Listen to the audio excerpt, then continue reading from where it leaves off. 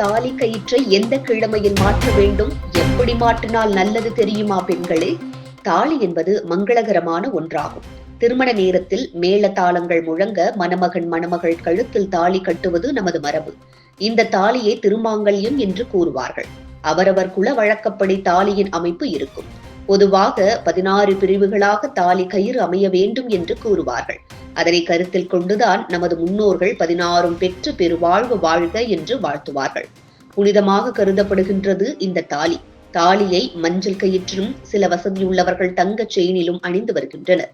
இந்த தாலி கயிறானது நாளாக நிறம் மாறலாம் அல்லது நைந்து போகலாம். மஞ்சள் கயிற்றில் அணிந்திருப்பவர்கள் வருடத்திற்கு 2 முறையாவது தாலி கயிற்றினை நிச்சயமாக மாற்ற வேண்டுமா?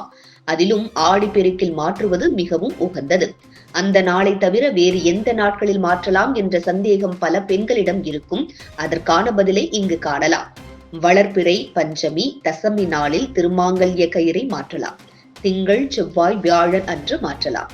பொதுவாக சாதாரண நாட்களில் வெள்ளிக்கிழமை மாற்றக்கூடாது.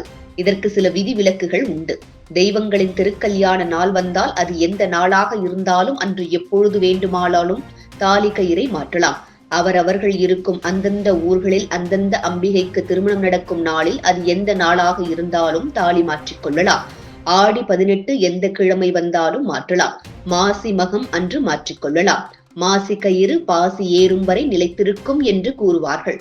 அதாவது கணவனுக்கு தீர்க்காயுள் என்று இருக்கும் என்று பொருள். திருவாதிரை திருநாளன்று நோன்பு எடுத்து கயிறு மாற்றிக்கொள்ளலாம். அதிகாலை பிரம்ம முகூர்த்த வேளையில் இறைவன் முன் அமர்ந்து மாற்ற வேண்டும். முதலில் ஒரு மஞ்சள் கயிறை கழுத்தில் கட்டிக்கொள்ள வேண்டும். பிறகு தாலியை கழற்ற வேண்டும். தாலியை முன்பக்கமாக கழற்ற வேண்டும், பின்பக்கமாக கழற்றக்கூடாது. சுத்தமான துணி விரித்து கோர்க்கும் வகையில் உருக்களை வரிசையாக வைக்க வேண்டும். அம்பிகையின் திருவுருவத்திற்கு முன் அமர்ந்து மாற்றிக்கொள்வது மிகவும் சிறந்தது. உங்களுக்கு தெரிந்த அம்பிகையின் சோஸ்திரம் கூறி அர்ச்சனை செய்து நல்ல நேரம் பார்த்து மாற்றிக்கொள்ள வேண்டும். கணவர் அருகே இருந்தால் அவர் கையால் கட்டிக்கொள்ள வேண்டும். கணவர் வெளியூரில் இருந்தால் நீங்களே கட்டிக்கொள்ளலாம் அல்லது வீட்டில் இருக்கும் பெரியவர்கள் அல்லது பழுத்த சுமங்கலிகள் கையால் கட்டிக்கொள்ளலாம்.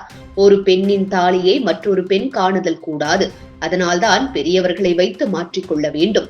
பழைய கயிறை மண்ணில் புதைத்து விடலாம். மாதந்தோறும் தாலி கயிறை மாற்றக்கூடாது. ஆண்டுக்கு 2 முறை மட்டுமே மாற்ற வேண்டும்.